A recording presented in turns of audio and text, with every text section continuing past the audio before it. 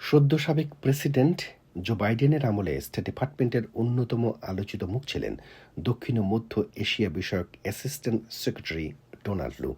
তিনি দক্ষিণ এশিয়া, বিশেষ করে বাংলাদেশ ও পাকিস্তানের রাজনীতিতে ব্যাপক আলোচিত ছিলেন 2011 থেকে 2024 সাল পর্যন্ত। সম্প্রতি মার্কিন পররাষ্ট্র দপ্তর থেকে চলে গেছেন এই কূটনীতিক। লুর মেয়াদ 2025 সালের 17 জানুয়ারি শেষ হয়েছে এবং তিনি পদত্যাগ করেছেন। লু যেন অনেকটা নীরবে নিভৃতে তার মেয়াদ শেষে দায়িত্ব পালন করে চলে গেছেন।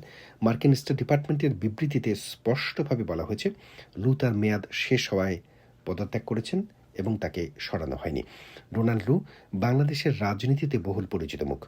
ছাত্র জনতার আন্দোলনে শেখ হাসিনার সরকারের পতনের আগে ও পরে ডোনাল্ড লু দুদফায় বাংলাদেশ সফর করেন। পাকিস্তানের রাজনীতিতে সরকার পতনের কারিগর হিসেবে পরিচিত এই মার্কিন কূটনীতিকের বাংলাদেশ সফরের পরপরই শেখ হাসিনা সরকারের পতন হয়।